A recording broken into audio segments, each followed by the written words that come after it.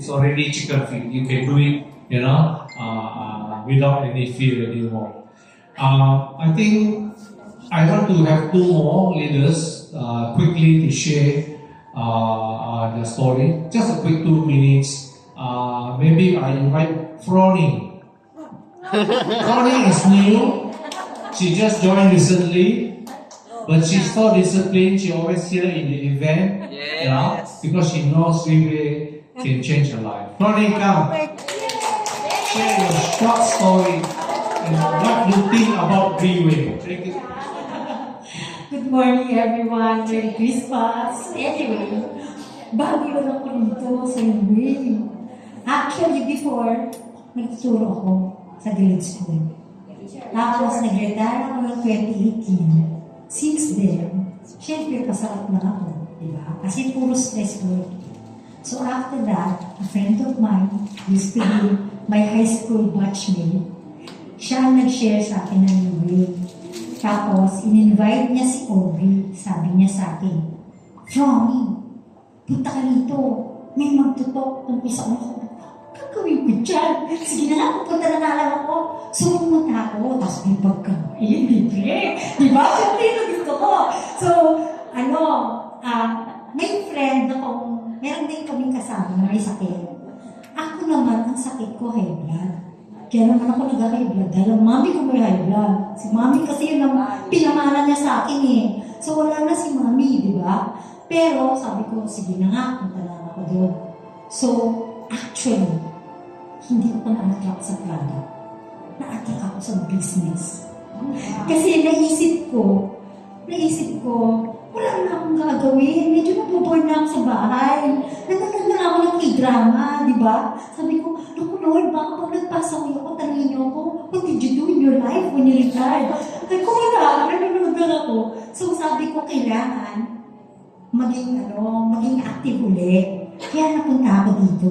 So, I started Freeway, where I started Portier, July 18. Sabi kasi sa business, hindi ka pwede mag-business na hindi ka umiinom.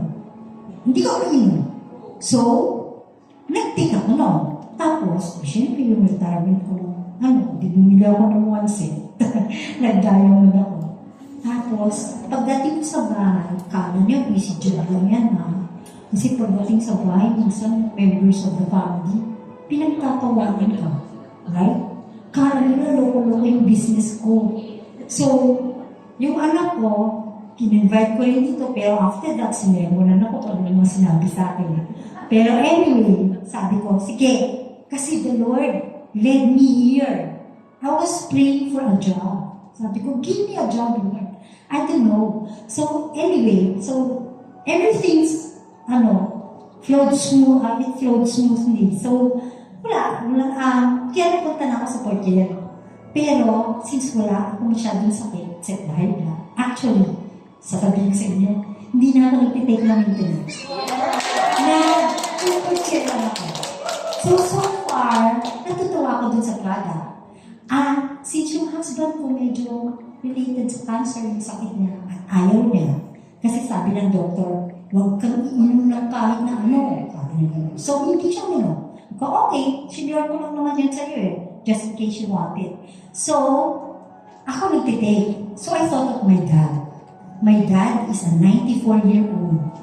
He's in Pangasinan, Pangasinan. Tapos, ang sakit niya, meron siyang enlarged prostate. Nakakatheter na siya kasi nabala na yung diarrhea ng ihi niya, right? Tapos, syempre, 94, hindi naglalakad, hindi masyado malakas. Pero, sabi ko, bumili ako ng 1 set. Sponsor ko daddy ko. So, binigay ko sa daddy ko yung 1 set. Sabi ko sa kanya, mag-therapy ka dad for 6 months. So, he's already going on his 5th month. Anyway, nagulat ako, after 2 weeks, he was walking 4,000 steps a day. Kung kaya ako video vlog sa Angelo. Pero natuwa ang daddy ko, sabi niya, I felt strong. Kaya gano'n. So sabi ko, okay. So, medyo okay na rin ako kasi, syempre, hindi na ako nag-maintenance ka. Pero happy ako sa Freeway. Punta na ako ng punta rito, lagi na nga ako kinukulit ni Aubrey, wala akong ini-invite. Eh, parang nahirapan ako mag-invite. I'm from Marikina, right? And when I talk to my neighbors, I tell them, go to Moa. No, wala, yun nun. Diba? I don't have a car. I just commute. Lagi ako nagbabas papunta dito. So, minsan, matatapos na yung session, gabi-gabi na. Dadating ako, 11 o'clock na ng gabi. Pero it doesn't matter, nag-enjoy naman ako eh. Diba? Nag-enjoy naman ako ito. So, I love the company, I love the people, kasi they are very, yun nga, masayahin na tao. Tapos, ako mag-iintindihan sila. Tapos, kung ano i-suggest mo, okay lang sa kanila. Diba? Sabi ko, okay yun na. Tapos, kaya din, pag mag-talk ka, tapos sabi nga ni Sir, pag nag-talk ka, alam mo, hindi ka magaling magsalita, pero pag nandito ka na, mapapagsalita ka. Pagkatapos mo yun, wala kang maririnig sa kanila na mali ginawa mo, mali pagkasabi mo, wala. Ang maririnig mo sa kanila, ang galing mo, ang galing ng guts mo, yung gano'n puro lahat positive. Kasi positive mindset for living, right? So in other words, kayo magiging positive din kayo. Kung negative kayo ngayon, may pag-asa pa tayo. By next year, we'll be a new person.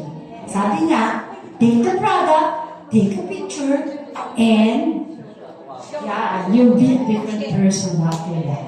Okay, thank you very much. Thank you, Ronnie.